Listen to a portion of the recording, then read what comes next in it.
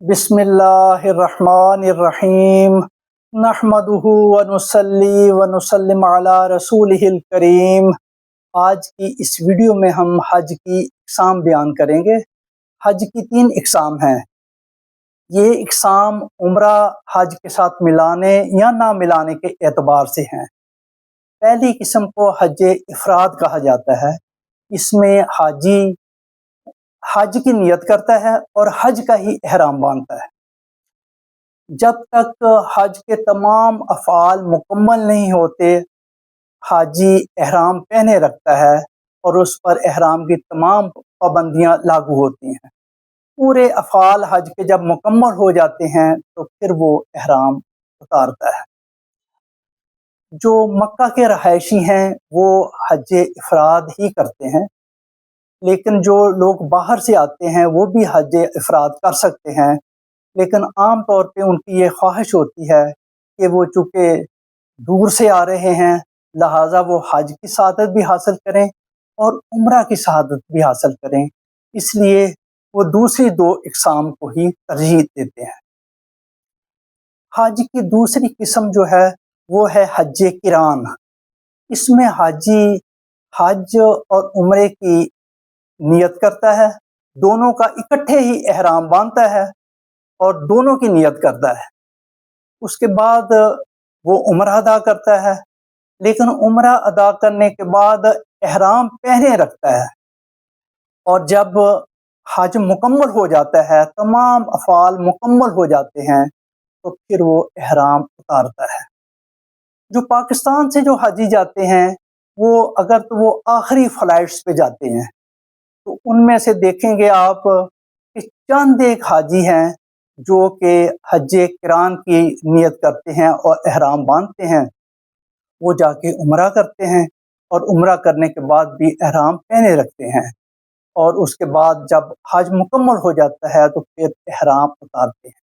इस हज की बड़ी फजीलत है, लेकिन जो लोग हज में पहले जाते हैं, पहली फ़्लाइट्स पे जाते हैं या उसके चंद दिनों बाद जाते हैं, उनके लिए इसमें दुश्वारी होती है, क्योंकि वो इतनी देर तक एहराम की पाबंदियाँ फिर उन्हें वो बर्दाश्त करना पड़ती हैं और ये पाबंदियाँ उन पर उस वक्त तक लागू रहती हैं जब तक कि हज मुकम्मल ना कर दिया जाए और एहराम उतार ना दिया जाए।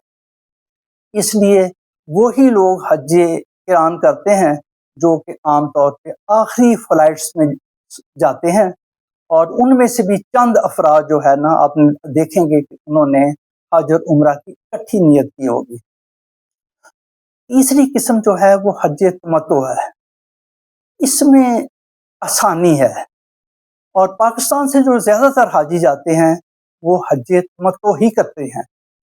इसमें हाजी पहले सिर्फ उम्रा की नियत करता है, उम्रा की नियत करके एहराम बांधता है और एहराम बांधने के बाद जब वो उम्रा अदा कर लेता है, तवाफ़ कर लेता है, सई कर लेता है और उसके बाद सर के बाल मंडवा लेता है या कतरवा लेता है और उसके बाद एहराम उतार देता है।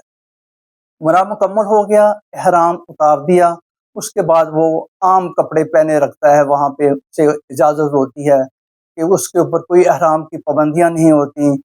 फिर जब 8 ज़िलहज्जा होती है, फिर वो एहराम दोबारा हज का पहन लेता है, हज की नियत करता है।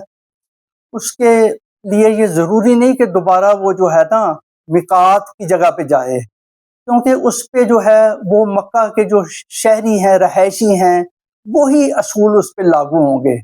वो मस्जिदुल हराम से भी एहराम बांध सकता है और अफजल यही है कि मस्जिदुल हराम से वो एहराम बांधे, लेकिन जिस होटल में वो मुकीम है वहाँ से भी एहराम बांध सकता है।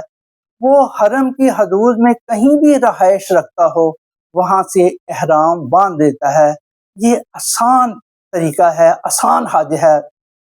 इसमें उम्रा भी अदा हो जाता है और उसके बाद बंदा जो है वो एहराम की पाबंदियों से आज़ाद हो जाता है और उसके बाद जब हज का मौका आता है तो वो हज का एहराम बांध देता है।